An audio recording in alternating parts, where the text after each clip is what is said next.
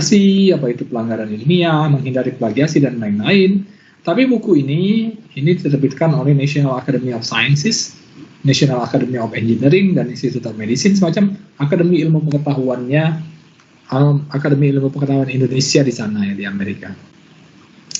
Ini pendek, sederhana, dan gratis. Anda masukkan saja kata kunci On Being a Scientist, PDF, download, Anda akan dapat. Dan bagusnya ini singkat ya, dan ada contoh-contoh ya, contoh-contoh nyata. Jadi contoh-contoh nyata yang Anda bisa baca ya. Nah, ini contohnya ya. Kemudian apa itu pelanggaran ilmiah atau research misconduct? Menurut Office of Science and Technology Policy, ini cukup bergengsi di sana ya, karena punya kantor di salah satu wing di White House. Pelanggaran ilmiah itu didefinisikan sebagai fabrikasi, falsifikasi, dan plagiasi dalam mempropose ya, mengusulkan, performing, melaksanakan, reviewing, mereview, dan reporting, melaporkan hasil-hasil riset. Ini panjang nih sebenarnya ya. Fabrikasi, falsifikasi, dan plagiasi. Fabrikasi, falsifikasi, plagiasi dalam proposal. Nah, mulai dari proposal, Anda mesti hati-hati ya. Anda pasti harus disuruh buat proposal ya. Melaksanakan penelitian, Anda mesti hati-hati.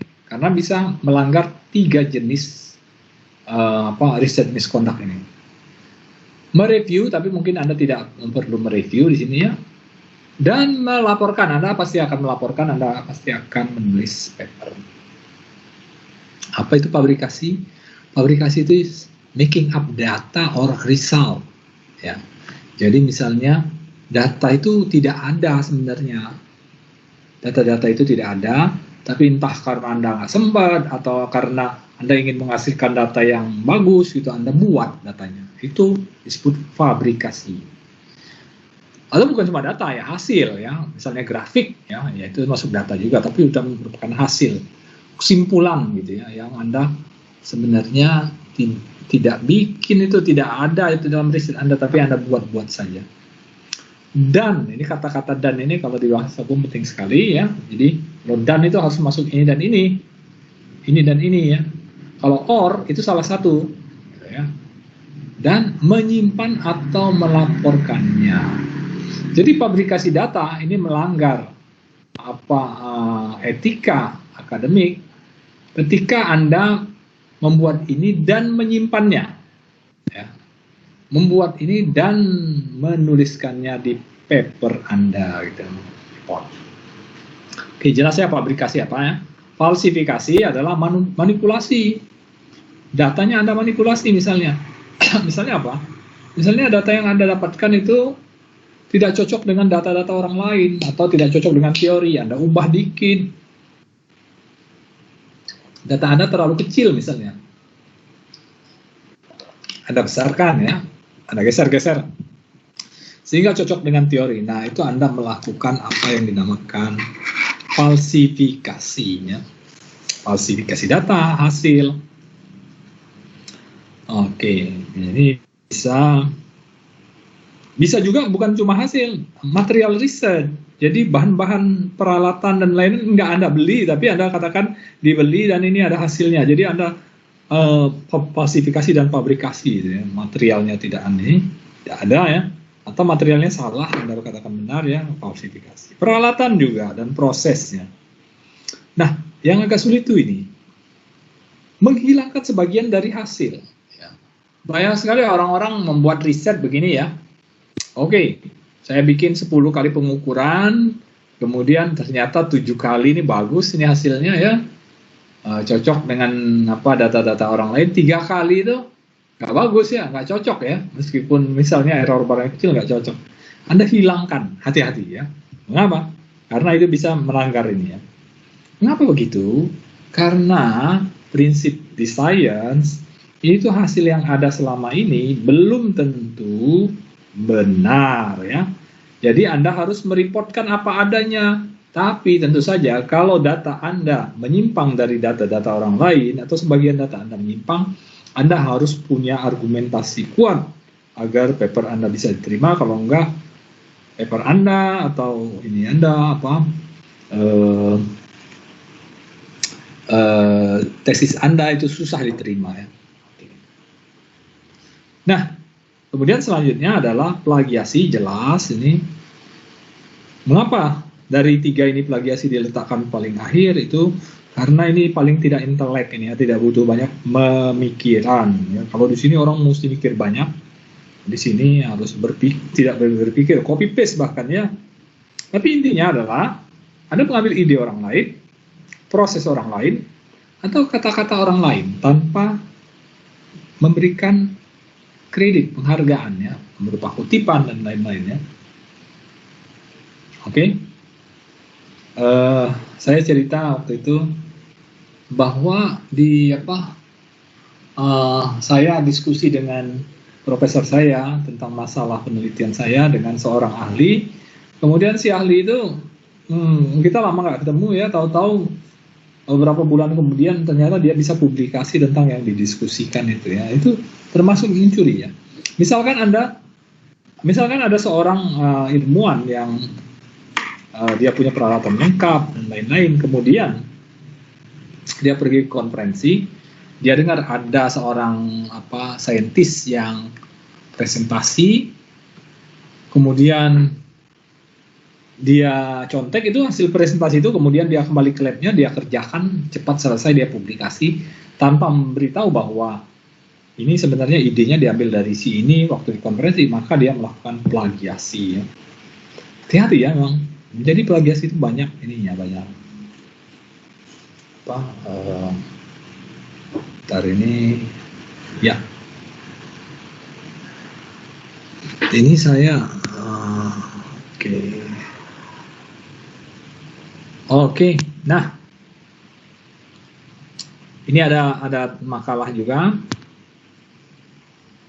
Tapi karena saya pakai OSTB, definisi OSTB, maka saya harus menyatakan ini bahwa tuduhan pelanggaran etika ilmiah atau research misconduct itu membutuhkan bukti-bukti yang sangat jelas ya.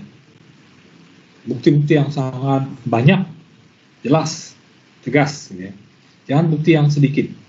Kemudian misconduct ini harus dilakukan dengan sepengetahuan yang bersangkutan. Jadi yang bersangkutan harus tahu.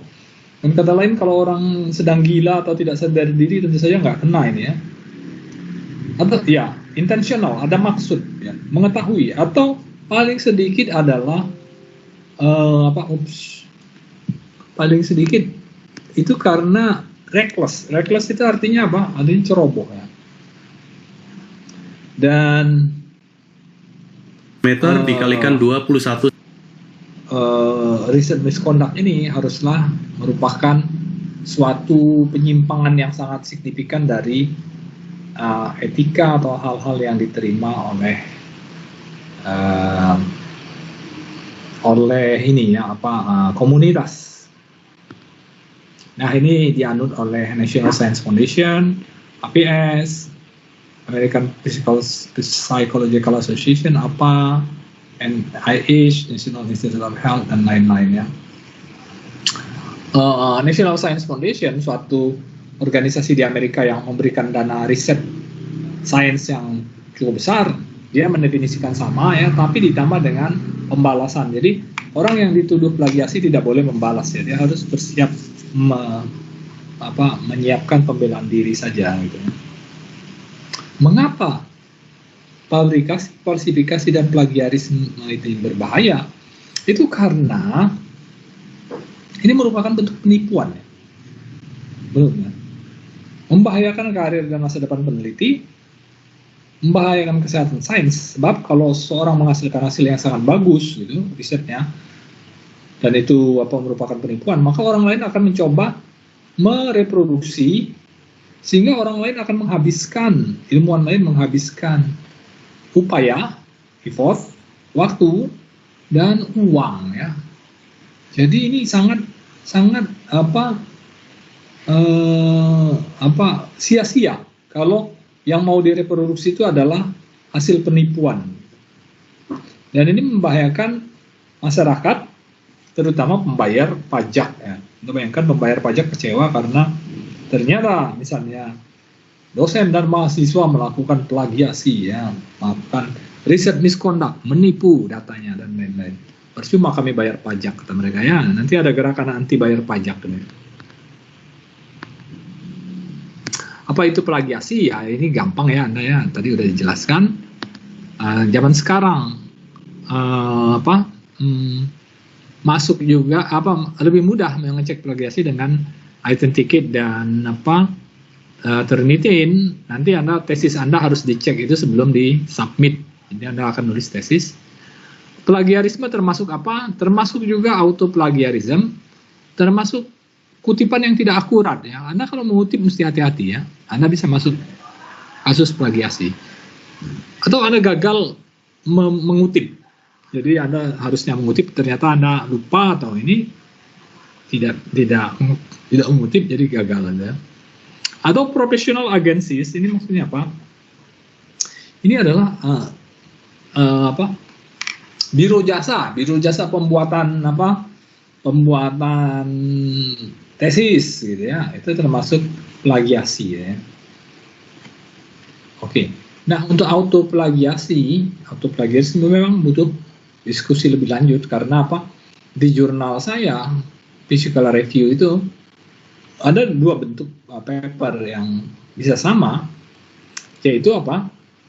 Ada namanya rapid communication atau letters yang gunanya adalah mengakselerasi publikasi yang hasilnya sangat penting. Misalnya Anda mendapatkan penemuan penting sekali yang bisa dikatakan mungkin bisa Nobel ini ya, maka Anda akan butuh akselerasi. Anda bisa menulis rapid communication atau letter, tapi setelah Anda tulis maka editor berharap follow up ya. Follow up. Jadi ini sebelumnya yang ini. Expanded follow up article as recorded. Jadi dua ini sebenarnya penelitian yang sama, tapi di komunitas yang yang papernya Physical Review ini tidak dianggap plagiasi ya. Karena apa? Karena ya paper pertama dibutuhkan untuk mempercepat hasil. Yang kedua adalah expanded. Expanded itu tentu saja harus lebih lengkap. Karena rapid communication mungkin ditulis waktu penelitian belum selesai, sama dengan proceeding ya. Makanya APS Journal Physical Society ini, Physical Review ini sangat menganjurkan material yang sudah dipublish dalam letter, rapid communication atau conference proceeding untuk ditulis kembali dalam bentuk lengkap. Ya. Jadi bentuk lengkapnya. Nah begitu juga misalnya masalah archive. Archive ini begini ya. Archive itu adalah tempat menyimpan preprint. Preprint itu paper yang belum dipublikasi. Jadi penulis sebelum kirim ke jurnal, biasanya kirim ke archive dulu, supaya dibaca oleh teman-teman atau koleganya, dan supaya untuk ngasih tahu teman-teman koleganya bahwa, loh saya udah selesai loh, ini punya saya, maksudnya ini riset saya. Jadi orang klaim duluan tuh di sini ya. Nah, koleganya akan memberikan masukan, si penulis bisa modifikasi, memperbaiki. Kalau sudah selesai, bisa dikirim ke jurnal. Karena siapa yang akan jadi reviewer atau referee di jurnal itu ya teman-temannya juga gitu kan. Kalau di sini sudah mulus, di sini akan mulus. Tapi kalau misalnya reviewer yang bilang masih ada koreksi, bisa saja penulis koreksi. Nah uniknya, kalau jurnal sudah nerima, semua koreksi itu bisa dikirim lagi oleh si penulis ke archive. Jadi kecuali formatnya, sekali lagi kecuali formatnya, isinya ini dan ini bisa sama. Dan publikasi double, misalnya apa? Misalnya ingin naik pangkat, mau lulus dan lain-lain. Jadi itu bisa diselidiki dari ini, membedakan plagiasi dan non plagiasi. Saya kira itu saja dulu presentasi saya. Silakan kita bisa diskusikan ya. Oke, silakan. Kita bisa diskusi sekarang.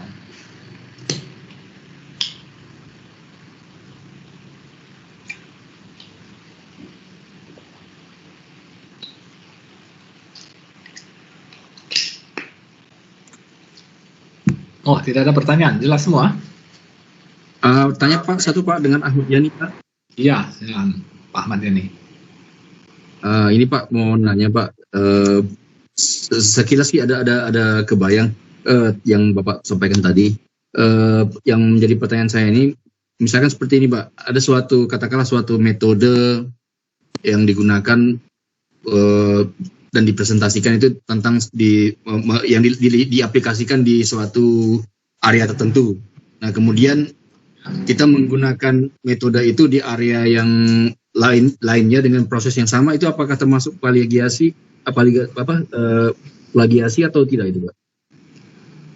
Sekarang begini, memang orang melihat ya, apakah pertama ini ada gunanya enggak ya?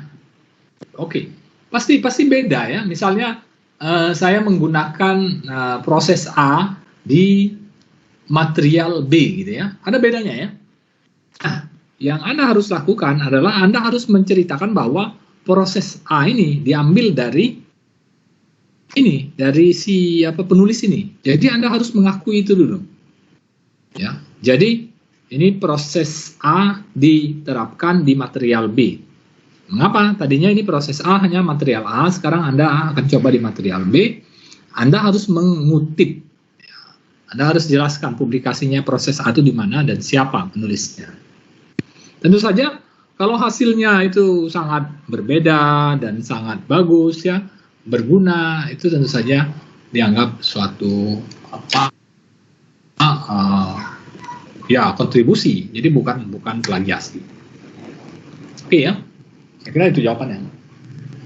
Sekali lagi, yang menentukan tentu saja komunitas, seberapa penting publikasi yang Anda baru bikin itu ya, atau riset yang Anda baru bikin itu seberapa penting. Oke.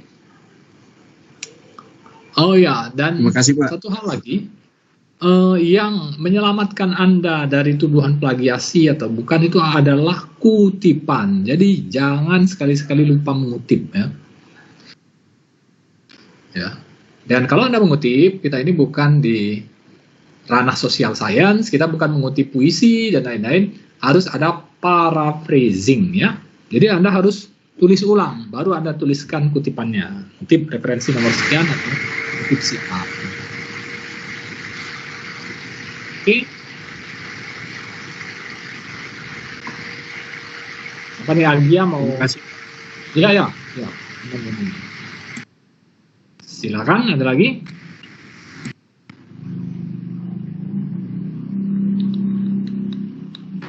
Pak, saya ingin bertanya Pak. Ya, silakan Hamzah ya. Kalau misalnya misalnya saya punya paper yang sudah dipublikasi Pak, lalu saya mau melakukan semacam upgrade dari paper tersebut, itu cara supaya saya terhindar dari salah plagiarisme itu bagaimana Pak?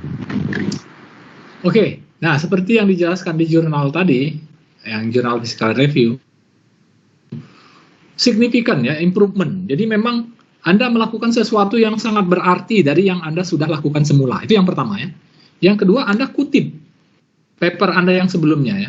Jadi jangan sampai Anda cuma ngubah-ngubah dikit, kemudian Anda publikasi lagi. Nah itu orang bisa mengatakan Anda hanya melakukan plagiasi. Jadi katakanlah Anda cuma ngubah-ngubah ini dikit, potensialnya diubah dikit, kemudian Anda publikasi lagi, ya sorry, bisa jadi Anda dituduh plagiasi. Tapi kalau misalnya Anda sudah publikasi ini, kemudian Anda ubah materialnya pun ya, sebenarnya kalau memang materialnya sulit, kemudian proses ini sulit diulang, itu sangat berharga bagi komunitas. Nah yang menentukan itu komunitas. Apakah itu ada nilai kontribusi atau tidak gitu ya. Jadi kalau komunitas mengatakan oh ini kontribusinya bagus ya ada ya apa boleh buat ya. Memang benar ada ya. Saya dulu pernah berhadapan dengan semacam itu, saya dipanggil ya untuk menjelaskan masalahnya. Ini sepertinya plagiasi, ini judulnya mirip, kemudian isinya mirip-mirip ya, rumusnya sama. Tapi setelah dilihat karena memang kita mengerti, dia melakukan sesuatu ya, melakukan improvement dari sebelumnya. Cuma memang penulis ini relatif agak males gitu ya, agak males mengubah-ubah kalimat dan lain-lain. Sehingga kalau dicek dengan Turnitin atau Authenticate, kok sama dengan publikasi sebelumnya. Nah, saya selalu mengatakan bahwa menjatuhkan keputusan bahwa seseorang melakukan plagiasi atau enggak, itu harus melalui suatu tim, ya. Sehingga nggak mudah. Karena apa? Karena menuduh orang plagiasi itu sangat-sangat rawan dengan masalah-masalah politis, balas dendam, dan lain-lain, ya. Jadi, siapa yang bisa menentukan ini plagiasi atau tidak? Tim ahli yang dibentuk, ya. Tim ahli yang dibentuk rektor atau tim ahli yang dibentuk oleh Dirjen Dikti, ya. Jadi kalau di kampus, kalau misalnya ada tuduhan plagiasi, itu rektor sesuai peraturan rektor harus membentuk tim untuk menyelidiki itu. Oke, itu jawaban saya, ya. Baik Pak, terima kasih Pak. Oke. Ada lagi? Oke ya, kalau nggak ada jangan dipaksakan. Gini, saya juga hari ini capek sekali. Kalau memang tidak ada lagi, ini akan saya segera akhiri ya. Saya tunggu sebentar lagi kalau masih ada pertanyaan. Silakan.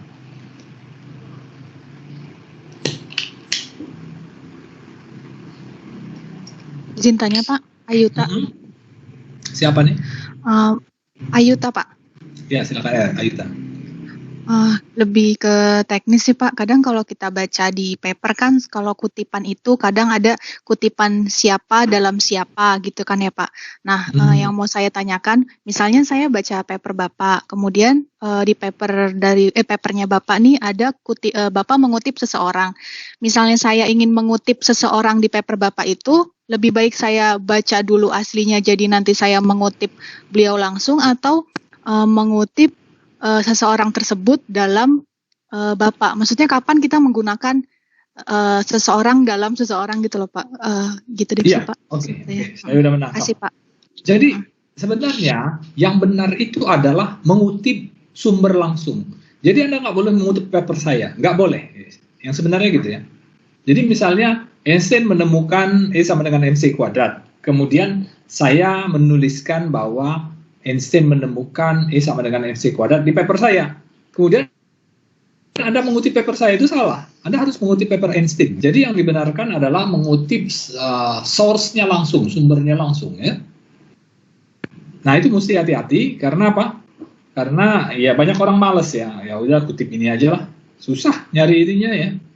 Nyari sumber langsung. Jadi biasanya Anda kalau mau riset itu melakukan penelitian literatur dulu ya, studi literatur dulu mendalam sehingga Anda bisa tahu sumber aslinya siapa ini yang membuat ini sebelum ditulis di paper ini ya. Jadi sekali lagi intinya adalah kutipan langsung ya, Ayuta ya. Oke? Iya Pak. Iya Pak. Baik Pak. Makasih Pak. Oke, Rani ini angkat tangan, silakan Rani. Iya Pak, saya ingin bertanya kalau misalnya kita ingin mengutip sebuah gambar misalnya Pak, atau misalnya lebih ke geological map-nya Pak, itu tuh apakah kita harus tetap kita ada yang harus kita bedakan atau bagaimana Pak? Maksudnya mengutip gambar tuh gimana? Ini bukan menggunakan gambar ya? Bukan Pak. Kita ingin membuat misalnya di teorinya itu lebih ke tinjauan geologi regional. Itu misalnya ada geological map-nya Pak. Nah itu kan biasanya kan ada seseorang yang beliau telah membuat peta geologinya. Nah kita ingin mengutip peta tersebut. Apakah kita modifikasi atau bagaimana Pak? Sementara peta tersebut adalah beliau yang buat, seperti itu.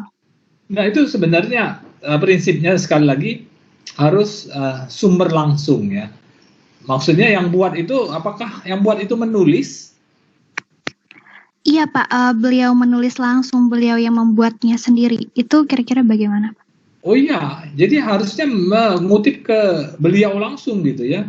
Jadi kutipan itu memang ke sumber pertama ya.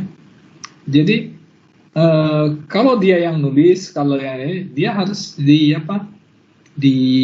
dikutip ya. Saya nggak tahu masalahnya apa di Anda ini kalau ngutip langsung gitu. Gambar peta geologinya apakah perlu kita modifikasi atau boleh kita cuplik langsung gitu Pak? Tapi tetap kita ini artinya Anda menggunakan, Anda cuplik itu Anda menggunakan gambarnya. Iya betul. Jadi Anda tidak mengutip, itu artinya cuma membicarakan saja. Gambar itu ada di referensi sekian gitu ya. Anda bicarakan cuma. Nah itu namanya mengutip. Tapi begitu gambarnya Anda gunakan di paper Anda, itu ada dua hal. Ya. Yang pertama Anda mengutip, yang kedua Anda harus minta izin. Nah kalau paper itu sudah dipublish di jurnal A, Anda harus melayangkan surat permintaan izin reproduksi dari jurnal A, baru itu bisa Anda gunakan. Jadi emang maksud Anda itu menggunakan itu kan, menyuplik itu di paper Anda gitu ya? Betul Pak, untuk perbandingan misalnya, perbandingan sekali lagi gitu. Itu harus izin. Nah zaman sekarang tuh luar biasa repot, karena apa? Karena internet sangat memudahkan sehingga orang benar-benar harus minta izin ya. Kalau meletakkan gambar orang lain di paper Anda harus izin. Kami berapa kali menyidangkan calon profesor karena papernya menggunakan gambar skripsi di mahasiswa ya, skripsi mahasiswa. Problemnya itu kenapa? Problemnya itu ya ini karena ada yang mengangkat ya. Padahal si mahasiswanya sendiri ikut di dalam di dalam paper tersebut. Jadi gambar yang sama, tapi satu di tesis atau skripsi, satu di jurnal. Nah, kadang-kadang di sini juga repotnya orang tidak sepakat apakah tesis atau skripsi itu publish atau tidak ya. Kalau tidak publish, maka semua yang Anda taruh di skripsi Anda, di tesis Anda, itu bisa Anda publish ya di jurnal. Nah, ada yang bilang, oh tesis skripsi itu publish, jadi Anda nggak bisa lagi gunakan untuk publikasi. Nah, ini kan repot. Sehingga akhirnya, kalau nggak salah terakhir itu ada kesepakatan bahwa perpustakaan UI tidak boleh membuka disertasi, tesis ataupun skripsi mahasiswa tanpa izin dari yang bersangkutan. Karena apa? Karena berapa kali ada tuduhan plagiasi karena paper dan skripsi atau tesis atau disertasi menggunakan gambar yang sama. Repot sekali saya kira. Saya sebenarnya sepakat bahwa yang namanya skripsi, tesis dan disertasi, selama nggak Anda terbitkan dengan penerbit ya, maka itu belum dipublish. Saya sebenarnya sependapat dengan itu. Tapi ada beberapa orang yang nggak sependapat. Sehingga akhirnya sebaiknya Anda menggunakan gambar yang berbeda emang, tapi kalau enggak ya kita memang harus melawan pendapat-pendapat yang seperti itu ya. Tapi merepotkan emang.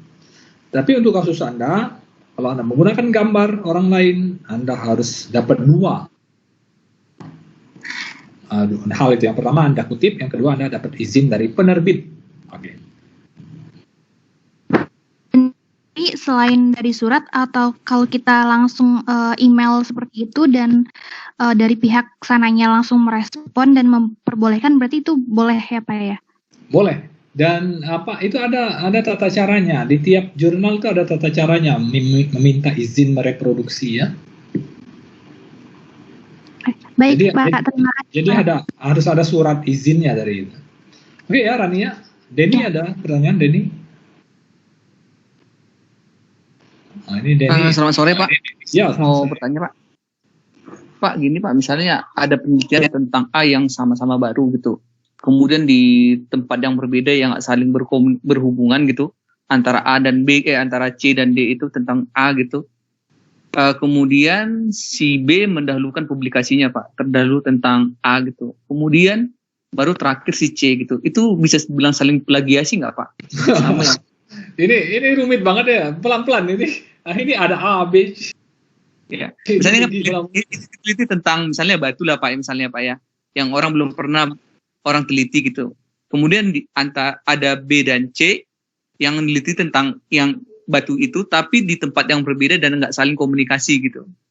Misalnya B dan C-nya beda, tidak saling komunikasi ya. Iya, tapi meneliti barang yang sama gitu. Kemudian dia lebih dahulu publikasi gitu loh. Ya, terus? Nah, kemudian nggak lama kemudian C yang publikasi juga berikutnya. Yang ini yang dibilang yang original yang pertama Pak, karena si C duluan publikasi, bisa nggak dibilang bahwa si C juga plagiatis, tapi walau nggak ada komunikasi kayak gitu.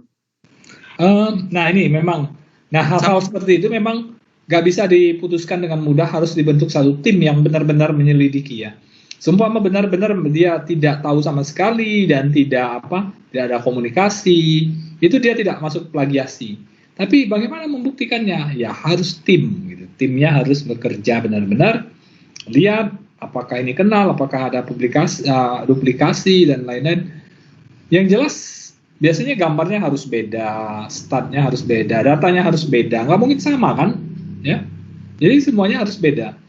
Dan kadang-kadang ada beberapa riset itu dilakukan secara simultan, orang pengennya bareng-bareng ya. Jadi misalnya Misalnya ditemukan fosil pada yang diperkirakan merupakan bukti manusia 1 juta tahun yang lalu. Nah itu sampel dibagi kemana-mana ya, ke beberapa lab ya. Dan mereka mengerjakan sendiri-sendiri dan mereka publikasi sendiri-sendiri ya. Itu memang untuk cross check itu boleh, bagus ya. Dan itu karena memang diakui, maka ya no problem. Alatnya beda, kadang-kadang datanya beda meskipun sampelnya sama gitu ya. Jadi ini sangat-sangat tergantung kasus. Dan kalau ini sampai terjadi dan ada tuduhan plagiasi, memang harus diputuskan oleh tim, harus dibentuk tim.